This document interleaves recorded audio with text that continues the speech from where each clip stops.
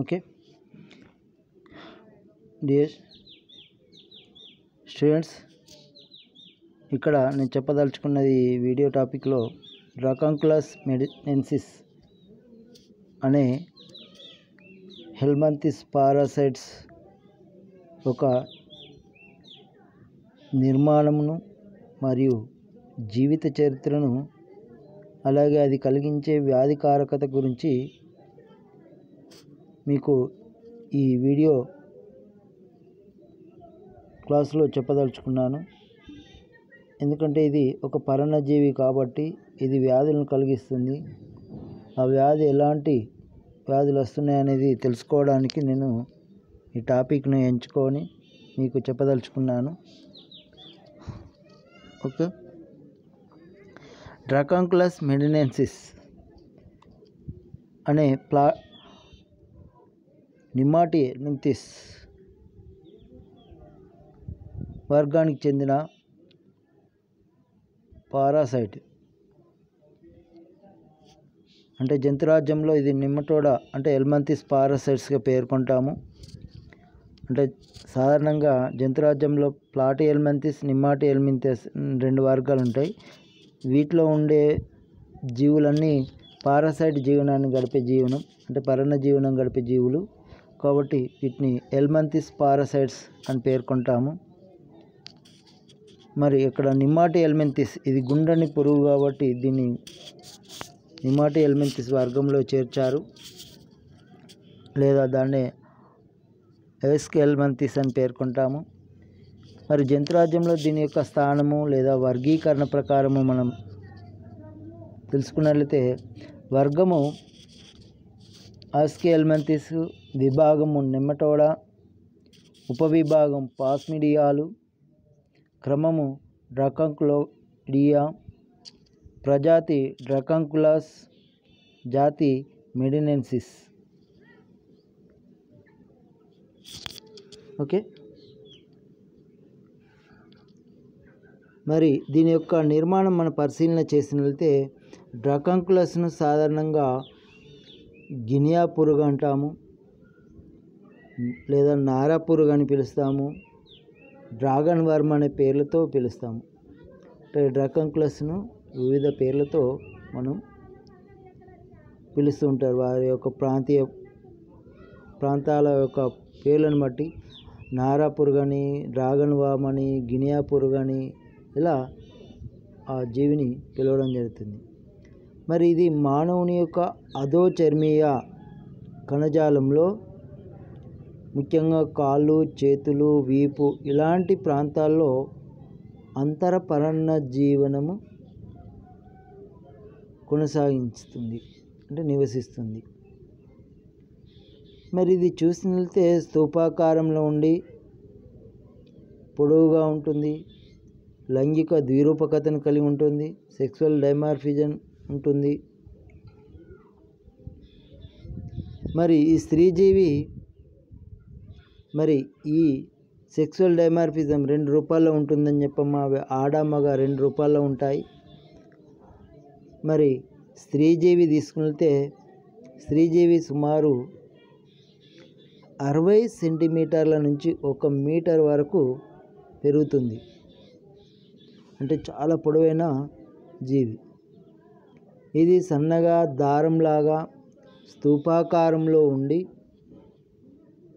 స్తూపాకారం నాళంలాగా ఉంటుంది మరియు తెలుపు రంగులో గోచరిస్తుంది. తెలుపు రంగులో ఇది ఉంటుంది. నెక్స్ట్ ఈ జీవి పూర్వభాగం anterior part and posterior part is very fine అంటే మొనదేలి ఉంటాయి. మరి జీవి పూర్వాంతంలో నోరు ఉంటుంది. పరంత భాగం నుంచి కొద్దిగా పైకి పాయువు ఉంటుంది. పూర్వాంతం నుంచి 1/3 వంతు భాగంలో విసర్జక రంధ్రం ఉంటుంది. నోటికి మరియు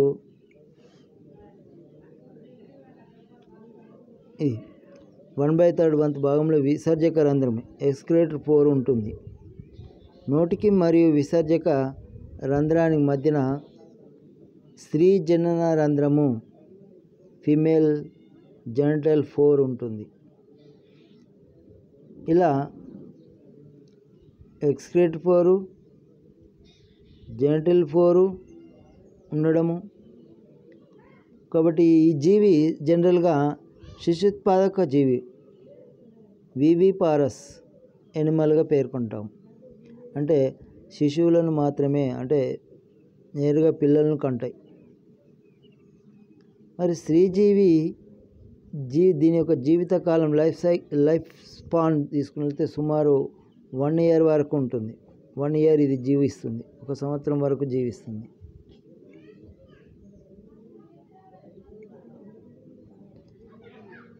మరి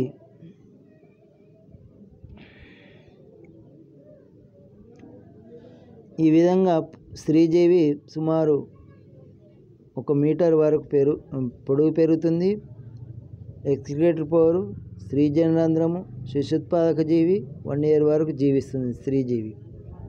మరి మేల్ ఎనిమల్ తీసుకుంటే పురుషజీవి స్త్రీజీవి కంటే చాలా చిన్నదిగా ఉంటుంది. అంటే సుమారు 12-30 మిల్లీమీటర్ల పొడవుతో ఉంటుంది, చిన్నదిగా ఉంటుంది. దీని పూర్వభాగము చూసినట్లయితే మొనదేలి ఉంటుంది, అంటీరియర్ పార్ట్. మరి పరభాగం తీసుకుంటే సర్పిలాకారంలో స్పైరల్ షేప్ను కలిగి ఉన్న చుట్టుకొని ఉంటుంది. మరి పరభాగంలో ఒక జత సంపర్క కంటకాలు, కాపిల్లర్స్, స్పీకిల్స్ని కలిగి ఉంటాయి. మరి ఈ పురుషజీవి జీవితకాలం సుమారుగా 6 నెలల వరకు జీవిస్తుంది. 6 నెలల వరకు ఇది జీవిస్తుంది.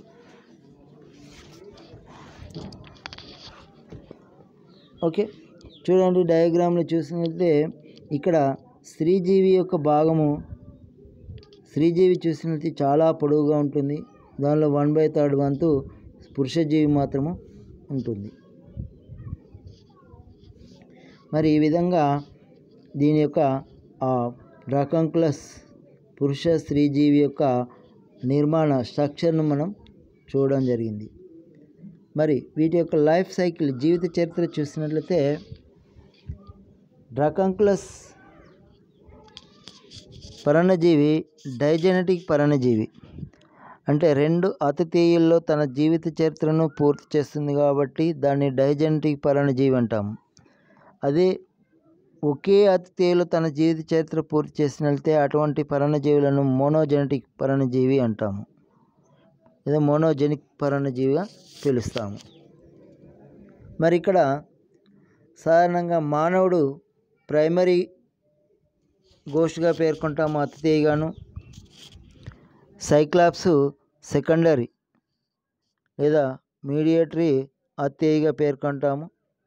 సైక్లాప్స్ అనేది తీసుకుంటే క్రస్టేషియన్ అర్ధోపడ వర్గానికి చెందిన క్రస్టేషియన్ కోపిఫోడ్ అంటాం.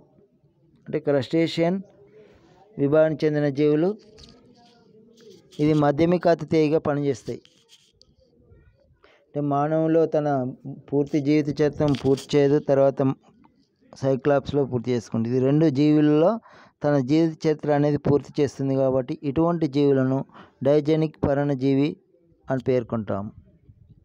ఓకే, మరి ఇక్కడ జీవిత చరిత్ర ముందు స్త్రీ పురుష జీవుల మధ్య సంపర్కము జరుగుతుంది. జరిగినప్పుడు పురుష జీవులు స్త్రీ జీవుల జనన రంధ్రంలోకి జెనిటల్ 4లోకి స్పెర్మ్ సెల్స్ శుక్రకణాలను ప్రవేశపెట్టిన తర్వాత చనిపోతాయి. స్త్రీజీవి గర్భాశయంలోని అండాలు ఫలదీకరణం చెంది సంయుక్త బీజాలుగా ఏర్పడతాయి. పిండాభివృద్ధి గర్భాశయంలో జరుగుతుంది, అంటే స్త్రీజీవి యొక్క గర్భాశయంలో జరుగుతుంది. గర్భాశయం నిండా బాల్య దశలు ఉంటాయి, అంటే వాటి యొక్క పిల్ల జీవులు ఆ గర్భాశయంలో ఏర్పడతాయి. ఈ దశలో స్త్రీజీవులు చర్మం దగ్గరకు చేరుతాయి. అంటే బాల్య దశలు కలిగి ఉన్న స్త్రీజీవులు ఇవి మానవుని యొక్క చర్మం దగ్గరకు చేరుతాయి. ముఖ్యంగా నీటిని తాకుతూ ఉండే శరీర భాగాలైన కాళ్ళు, చేతుల చర్మం కిందికి వస్తాయి. ఓకే. కాళ్ళు చేతుల్లోని స్త్రీజీవులు తమ శరీరం నుంచి విష పదార్థము హిమోలైటిక్ పదార్థాన్ని చర్మం కింద విడుదల చేస్తాయి. ఆ విష పదార్థము హిమోలైసిస్ అనే చర్య వలన చర్మంలో ఒక బొబ్బ వంటి కురుపు ఏర్పడుతుంది. మానవుడు నీటిలోకి దిగినప్పుడు ఇక్కడ ఒండు అనేది పగిలిపోయింది, కురుపు అనేది పగిలిపోతుంది, ఫలితంగా పుండు ఏర్పడుతుంది. ఈ పుండు నుంచి స్త్రీజీవి గర్భాశయం బయటికి వచ్చి ఆ బాల్యదశలను నీటిలోకి విడుదల చేస్తూ ఉంటాయి. ఇలా బాల్యదశలన్నింటిని విడుదల చేసిన స్త్రీజీవి అతిథి ఈ దేహంలో నశించిపోతుంది.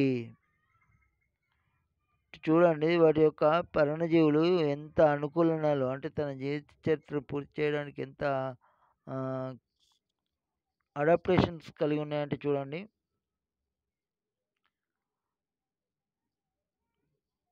ఆ విధంగా అడాప్టేషన్ కలిగిన తర్వాత ఈ జీవి చనిపోవడం మనం చూస్తాం. మరి ఈ బాల్యదశలు, నీటిలోకి విడుదలైన బాల్యదశలు ఈ సైక్లాప్స్ కొప్పిపోడి జీవి మింగుతుంది. సైక్లాప్స్ శరీరంలోకి వెళ్తాయి. సైక్లాప్స్లో ఈ బాల్యదశలు 2 నిర్మోచనాలు జరుపుకొని సంక్రమణ దశలుగా మారతాయి. అంటే కాంటామినేషన్ స్టేజ్కి చేరుతాయి. ఎప్పుడైతే కాంటామినేషన్ స్టేజ్తో కూడుకున్న సైక్లాప్స్ గల నీటిని మానవుడు తాకినప్పుడు అవి మానవుని శరీరం ఒక జీర్ణాశయంలోకి చేరుతాయి. ఇక్కడికి వెళ్తే నీరు తాకినప్పుడు, నీటిని మనం గ్రహించినప్పుడు నీటి ద్వారా జీర్ణాశయంలోకి, స్టమక్లోకి వెళ్తాయి. మరి మానవుని యొక్క జీర్ణాశయంలో జఠర రసము, గ్యాస్ట్రిక్ జ్యూస్ యొక్క చర్యల వలన, యాక్షన్ వలన సైక్లాప్స్ ఏమైతే అంటే చనిపోతాయి, జీర్ణం అవుతాయి. ఓకే. మరి సంక్రామిక దశలు కలిగి ఉన్న సైక్లాప్స్లు చనిపోతాయి కాబట్టి దానిలో ఉన్న సంక్రామిక దశలు, బాల్యదశలు ఆ ఆహార నాళంలోకి విడుదలవుతాయి. అలా దాని నుంచి విడుదలవుతాయి. ఇవి అతి తొందరగా జీర్ణాశయం గోడను తొలుచుకొని రిట్రోపెరిటోనియల్ సంయోజక కణజాలాలను చేరుతాయి. రిట్రోపెరిటోనియల్ సంయోజక కనెక్టివ్ టిష్యూ చేరుతాయి. అక్కడ ఇవి లైంగికంగా పరిణితి చెందడం జరుగుతుంది. అంటే ప్రౌఢజీవిగా, ప్రౌఢ మరియు స్త్రీ పురుష జీవులుగా ఇవి మారడం జరుగుతుంది. ఓకే. ఈ విధంగా తన జీవిత చరిత్ర అనేది ఈ జీవుల్లో కలుగుతుంది. ఇక్కడ మానవుల్లో ప్రౌఢ స్త్రీ మరియు పురుష జీవులు అధోచర్మీయ కణజాలంలోకి స్త్రీజీవి చేరి చర్మంపై పుండ్లను ఏర్పరచడం, ఆ పుండ్లు కలిగి ఉన్న బాల్యదశలు నీటిలోకి విడుదలవ్వడం, విడుదలైన బాల్యదశలను సైక్లాప్స్ మింగడం, సైక్లాప్స్ మింగి ఆహారనాళం దగ్గరికి రావడము,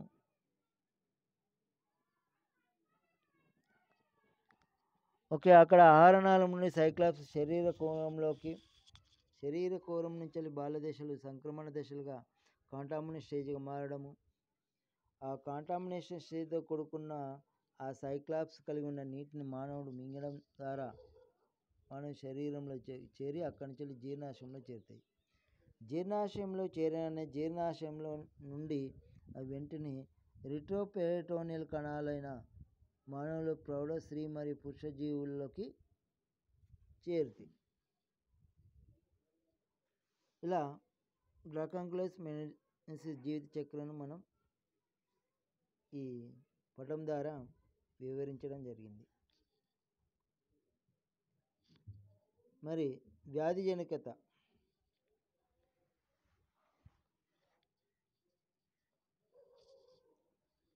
డ్రకాంక్లస్ మెడినెన్సిస్ వల్ల కలిగే వ్యాధిని డ్రకాంక్లోసిస్ లేదా గినియా పురుగు అంటాము, లేదా గినియా పురుగు వ్యాధి అంటాము. ఈ వ్యాధి లక్షణాలు ఈ కింద వివరించడమైనది. స్త్రీజీవులు చర్మం దిగువగా గల అధోచర్మీయ కణజాలంలో ఉంటూ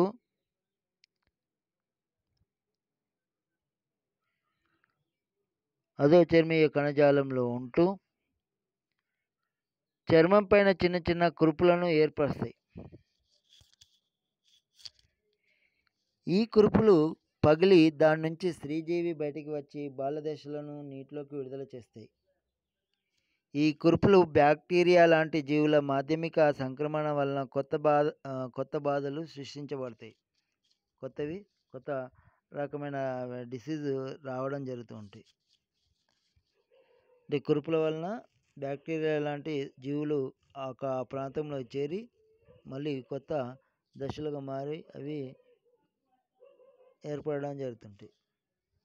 మరి పరాన్నజీవి ఉన్న భాగము విపరీతమైన బాధతో తరచుగా జ్వరం వస్తూ ఉంటుంది. పరాన్నజీవి ఉన్న భాగంలో విపరీతమైన బాధ ఉంటుంది, తరచుగా జ్వరం కూడా ఫీవర్ కూడా రావడం జరుగుతూ ఉంటుంది. ఈ స్త్రీజీవి తల చర్మాన్ని తొలిచి బయటకు వచ్చే ప్రయత్నం చేస్తుంది. ఫలితంగా ఆ ప్రాంతంలో చర్మంపై దురద, మంట ఏర్పడుతూ ఉంటాయి.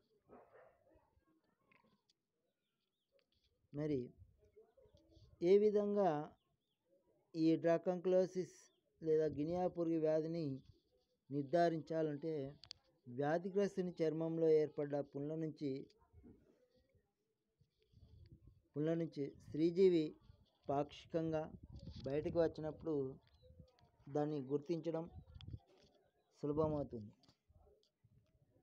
ఎప్పుడైతే స్త్రీజీవి ఆ ప్రాంతంలో పుండ్లను ఏర్పరిచి దాని నుంచి బయటకు వచ్చి ఆ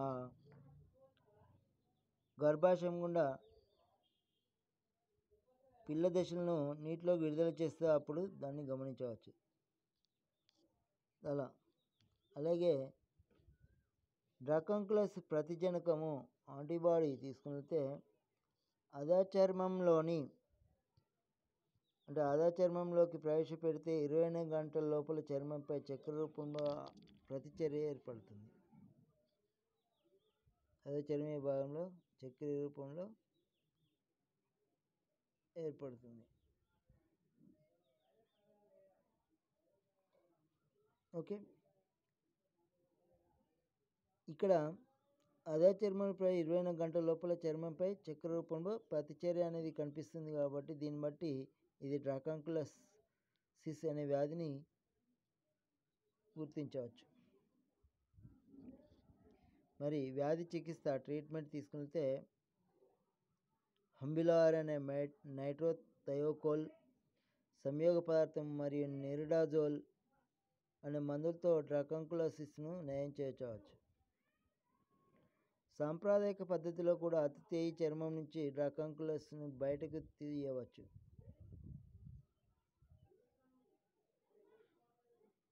కడుపు ఉన్న వ్యాధి లేదా కడుపు ఉన్న భాగాన్ని చల్లని నీటిలో ఉంచినప్పుడు ఆ స్త్రీజీవి బయటకు వస్తుంది. ఇలా బయటకు వచ్చిన స్త్రీజీవి చిన్న కట్టకు చుట్టి వదిలేవేయాలి. మరుసటి రోజు అలాగే మరికొంత భాగాన్ని లాగాలి. అలా అనేక రోజులు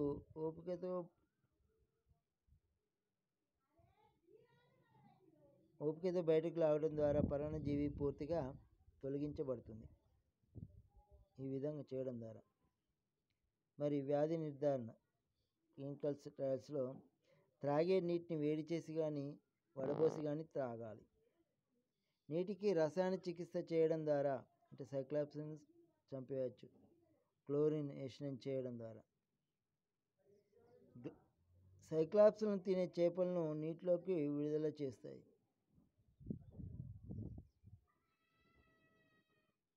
ఈ విధంగా దీని యొక్క వ్యాధి నిర్ధారణ మనం చేయడం చూస్తూ ఉంటాం. ఓకే, ఈ విధంగా డ్రకంకులస్ మెడనెన్సిస్ యొక్క స్ట్రక్చరు, లైఫ్ సైకిల్, వ్యాధికారకత గురించి మనం ఈ టాపిక్లో డిస్కస్ చేసినాము. ఇది ఒకసారి మీరు ఈ వీడియో లెసన్స్ను మీరు కింది బటన్ నొక్కి సబ్స్క్రైబ్ చేయగలరని చెప్తున్నాను. Okay friends, thank you.